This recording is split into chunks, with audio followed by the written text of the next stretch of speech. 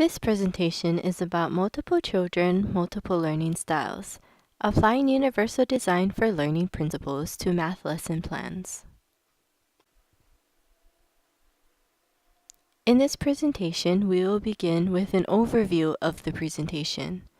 We will then do a community building activity.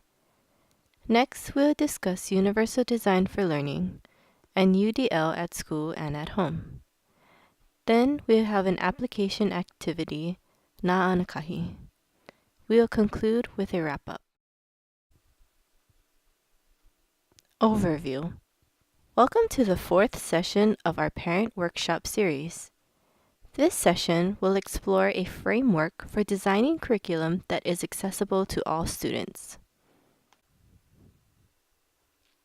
The outcomes for this presentation are to 1. Describe 3 principles and guidelines of universal design for learning. 2. Identify strategies for implementing UDL. 3. Explore units of measurement using the UDL approach. Last time, we talked about blended learning and how using technology can support and engage students. One of the important benefits of using a blended learning approach is that the curriculum becomes more flexible and adaptable to meet each individual student's needs. In this workshop, we will learn about a framework to designing a curriculum that is flexible and adaptable to accommodate the differences in the way students learn. In this part of the presentation, we will do a community building activity. Community building, not how I learn.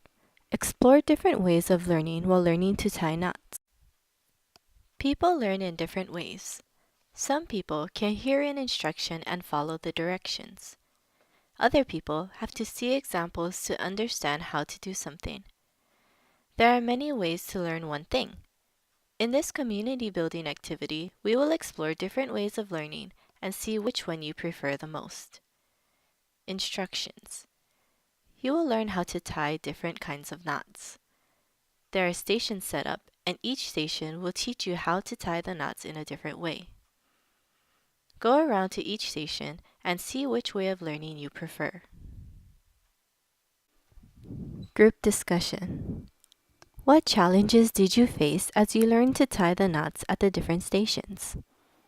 Which way of learning do you prefer? Why? Which way of learning do you think your child would prefer? Is it the same or different than you? What are some pros and cons of exploring multiple ways of learning to tie knots? In our parent workshops, we have been discussing how the curriculum that students are presented with and expected to learn may not be the best fit for them. Perhaps the lesson is not culturally relevant, and therefore the student does not have the content knowledge and experience to understand what the lesson is teaching and/or what the student is expected to do. Perhaps the lesson was too advanced, or the teacher moved too quickly through the lesson, and therefore the student fell behind.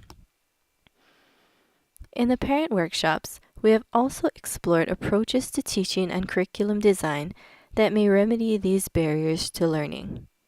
With this knot activity, we see that the differences in how we learn and demonstrate what we know may pose another problem to learning in school, especially if the lessons and curriculum are designed in a way that expects every student to learn in the same way. Curricula designed in such a way are targeting the average student. But what is average? And who is the average student?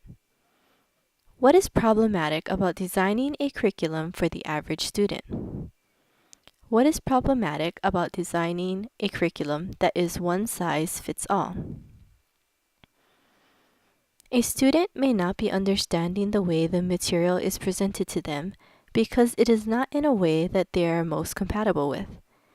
But that student is mistaken as just not being able to understand the lesson and receives a bad grade. What is the problem here?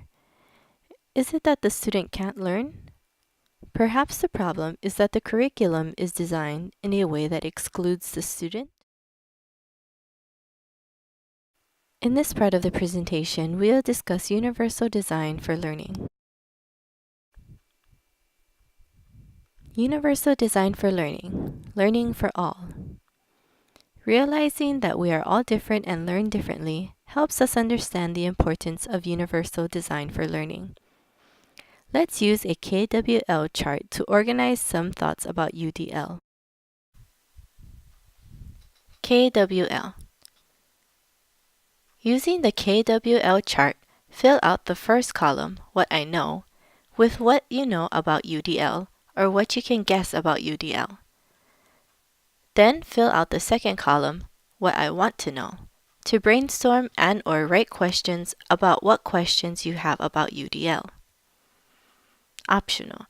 Participants can write one idea for each column on a post-it note and add it to a KWL poster or KWL table on the whiteboard. If you are in the online workshop, add your answers to the discussion board. You do not need to respond to other posts. UDL is framed via asking the question, is our pedagogical environment welcoming? With our NOT activity, we learn that people learn in different ways. Another way to say this is that learners and students are diverse. There is no average student, and even if there was one, curricula should be designed with all students in mind. With the UDL framework, lessons are designed to be accessible to all students. This is accomplished by providing options and flexibility within the lesson to accommodate each student's needs and interests. UDL is the proactive design of our courses to ensure they are educationally accessible regardless of learning style, physical, or sensory abilities. Why UDL? Because students are diverse, from different backgrounds and different experiences. All students learn differently, whether they're English language learners, through cross-cultural behaviors and cues, or differences in information processing. How does this apply to the classroom? Well, every student is different, so every student learns differently. How is the curriculum disabling the student? When a student is having difficulties learning math or any other subject, what is the problem? There is no one answer, yet most often the student is identified as the problem. Many students often face many challenges in school. Perhaps they have difficulty understanding what the teacher or the textbook is saying.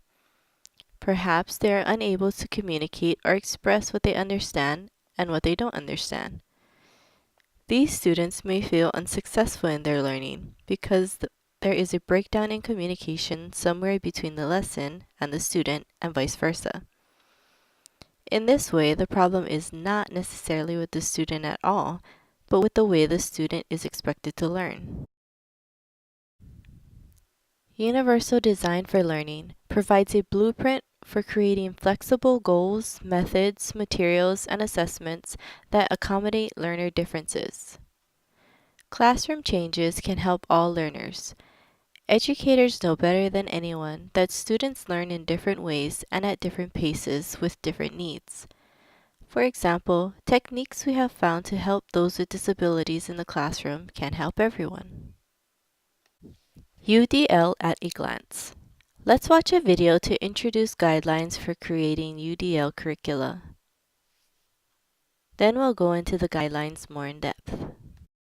UDL to support diverse abilities. Neuroscience reveals that learning differences are as varied and unique as our DNA or fingerprints. 3 primary brain networks come into play. 1. Recognition networks, the what of learning. 2. Strategic networks, the how of learning.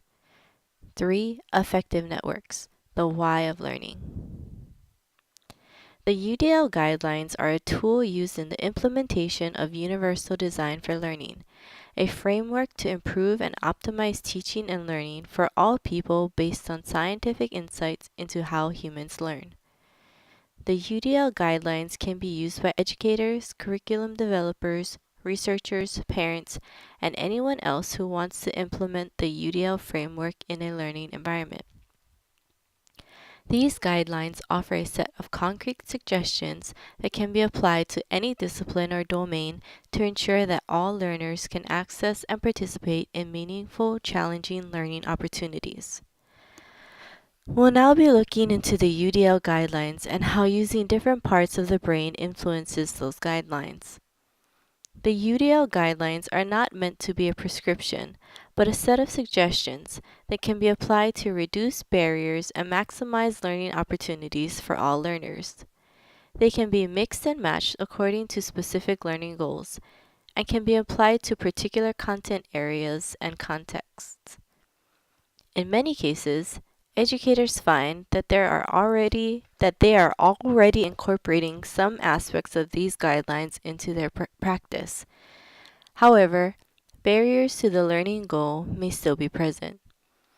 We see the guidelines as a tool to support the development of a shared language in the design of goals, assessments, methods, and materials that lead to accessible, meaningful, and challenging learning experiences for all. Recognition networks, the what of learning. This includes how we gather facts and how we categorize what we see, hear, and read, such as with identifying words or sounds. How do we make the process of recognition easier for kids of all abilities? Learners differ in the ways that they perceive and comprehend information that is presented to them. For example, those with sensory disabilities, learning disabilities, language or cultural differences, and so forth may all require different ways of approaching content. Others may simply grasp information quicker or more efficiently through visual or auditory means rather than printed text. Also, learning and transfer of learning occurs when multiple representations are used because they allow students to make connections within as well as between concepts. In short, there is not one means of representation that will be optimal for all learners. Providing options for representation is essential. Recognition Networks UDL Guidelines. Provide options for perception. Interact with flexible content that doesn't depend on a single sense like sight, hearing, movement, or touch. Language and symbols. Communicate through languages that create a shared understanding. Comprehension. Construct meaning and generate new understandings. Strategic networks. The how of learning. This includes how we plan and perform tasks, and how we organize and express our ideas, such as in writing an essay or solving a math problem. How do we make the processes of organization and expression easier for kids of all abilities? Learners differ in the ways that they can navigate a learning environment and express what they know. For example, individuals with significant movement impairments, those who struggle with strategic and organizational abilities, those who have language barriers, and so forth, approach learning tasks very differently. Some may be able to express themselves well in written text but not speech, and vice versa. It should also be recognized that action and expression require a great deal of strategy, practice, and organization. And this is another area in which learners can differ. In reality, there is not one means of action and expression that will be optimal for all learners. Providing options for action and expression is essential. Strategic Networks UDL Guidelines. Provide options for physical action. Interact with accessible materials and tools. Expression and communication. Compose and share ideas using tools that help attain learning goals. Executive functions. Develop and act on plans to make the most out of learning. Affective networks. The why of learning. This includes how learners get engaged and stay motivated, and how they are challenged, excited, or interested. How do we keep all kids engaged and motivated? Affect represents a crucial element to learning, and learners differ markedly in the ways in which they can be engaged or motivated to learn. There are a variety of sources that can influence individual variation in affect, including neurology, culture, personal relevance, subjectivity, and background knowledge, along with a variety of other factors. Some learners are highly engaged by spontaneity and novelty, while others are disengaged, even frightened by those aspects, preferring strict routine. Some learners might like to work alone, while others prefer to work with their peers. In reality, there is not one means of engagement that will be optimal for all learners in all contexts. Providing multiple options for engagement is essential. Affective Networks UDL Guidelines provide options for recruiting interests, spark excitement and curiosity for learning, sustaining effort and persistence, tackle challenges with focus and determination, self-regulation, harness the power of emotions and motivation in learning. UDL. In summary, the UDL guidelines encourage multiple means of representation, or ways to present materials, expression, or ways to express what is learned, and engagement, ways to engage and motivate learners. Representation is how material is presented to a student, such as via text, lecture, or discussion. There is no one way of representing information that is optimal for all students. Expression is how a student shows you what they have learned, such as through exam, participation, or lab work. There is no one means of expressing knowledge that will be optimal for all students. Engagement is the level to which a student is able to attend to information and is motivated to learn. There is no one way to engage and motivate students. In this part of the presentation, we will discuss UDL at school and at home. Examples of UDL at school. How can the UDL framework be used at school in my child's classroom? Example, presentation of information. Possible approach number 1. Offer at least 2 different presentations of course material, such as a textbook, lecture, transcript, digital or talking books, or student-prepared lecture. Example, presentation of information. Possible approach number 2. Offer at least 2 different ways to absorb the lecture material, such as with students take notes, students record the lecture, provide PowerPoint slides or lecture outlines, pause procedure, and guided notes. Guided notes. Guided notes give students an incomplete outline that helps guide them through a lecture but leaves gaps for note-taking. PowerPoint slides can also serve as guided notes. Example, presentation of information, possible approach number 3. Take advantage of technology, such as through online research, using blogs and social networking sites to brainstorm topics and resources. Accessibility tools, such as screen readers and captioning. Have students try screen readers or captioning as delivery methods for information. iClicker device.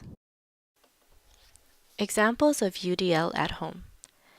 How can I use the UDL framework at home to enhance and supplement my child's learning? We have learned about how providing multiple ways of representation, expression, and engagement can be beneficial when learning in school, but these strategies can be successful at home too. It may seem difficult to provide these multiple means of learning, but here are some tips for working UDL into your homework routine at home. How does your child learn? Visual, auditory, kinesthetic. Just like we began this workshop with an activity to learn more about the way you learn, It may be helpful to your child to learn more about how he or she prefers to learn. If your child does not already know what style of learning they prefer, you may be able to help them identify a style. You can do an activity like the Not How I Learn activity, or even take an online learning style test. Knowing your preferred learning style is just one aspect to learning. It demonstrates that people learn in different ways. While it will not be able to fix every problem that your child faces in the classroom, it may be a positive way that you as a parent can supplement your child's learning from home. For example, if your child is more of a visual learner, it may be helpful to watch a video about the math topic or use graphic organizers to brainstorm, take notes, or organize their thoughts and ideas.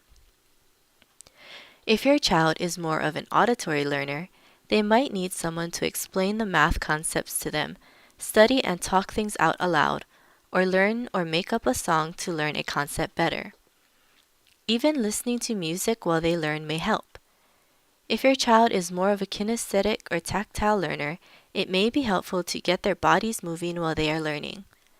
This could mean being involved in some kind of hands-on and/or physical activity, learning a dance or motions while they are learning, or using manipulatives. You can even use strategies from multiple learning styles to approach supplementing your child's learning. A parent's example. John Morin shares his experience about learning about UDL and putting its principles into practice at home with his two sons. He summarizes the UDL principles with 1. Offer kids information in multiple ways, like text, audio, or video, or some combination, to make sure they understand. 2. Let kids show what they know in multiple ways, since kids express themselves differently. 3. Find multiple ways to engage kids in learning, from traditional books to projects to games, or some combination. He shares 3 ways that he uses UDL with his sons. 1. Try new ways to ensure my kids get what I'm talking about. UDL means stopping to reflect on whether my kids understand when I am telling them something, like instructions or our plans for the weekend.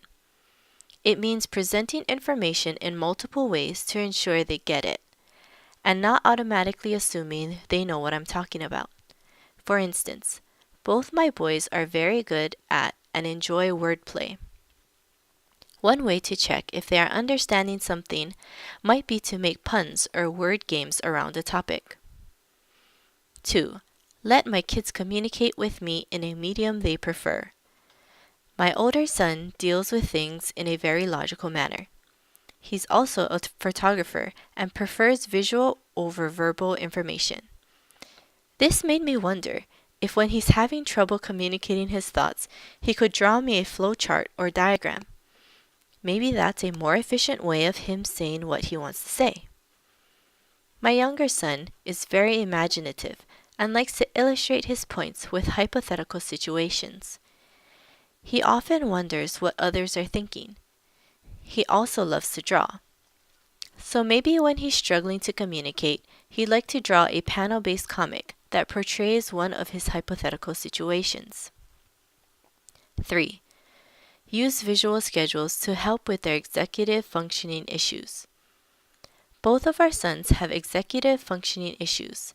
They're also very routine-oriented. Sometimes a checklist of tasks or activities doesn't cut it because they have trouble doing things in a particular order. That's why we took a different approach to morning and afternoon schedules, one that allows our youngest to do tasks in an order that makes sense to him and plays on his love of vehicles. The schedules are on laminated paper. On it, we attach pictures of cars with Velcro. The cars have strips of paper on them that list the tasks that have to happen in the morning and afternoon. And since they're attached with Velcro, our youngest son can move the cars around. Other tips. Learn more about UDL. This workshop served as a brief introduction to UDL. You can learn more about UDL by exploring the UDL Resources handout. You may gain a deeper understanding of the principles and get ideas of how to implement UDL with your child. Practice UDL. Practice using UDL principles and ideas with your child. It may seem daunting and difficult at first, but starting out slow and using UDL every day, even if it's just for a short time or in small ways, can prove to be helpful for your child. Ask for help. If you need ideas of how to use UDL or need clarification about the UDL principles learned about today, reach out to us. We are here to help and support you.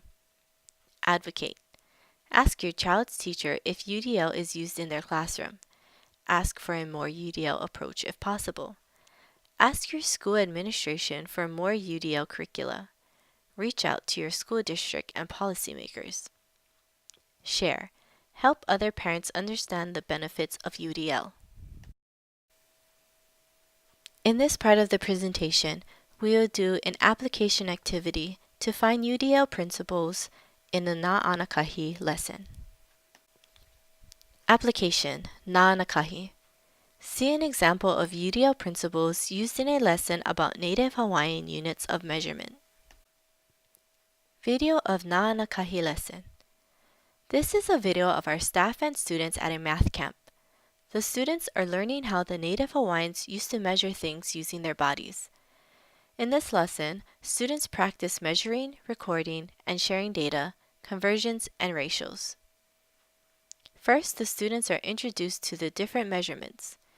The students learn the measurements by getting up and making the measurements using their arms and hands. The measurements are projected on the whiteboard in addition to the instructor demonstrating the measurements. The students also receive a handout with a table organizing and summarizing the measurements. The table includes text and pictures. Next, the students compare the Hawaiian measurements to U.S. standard measurements.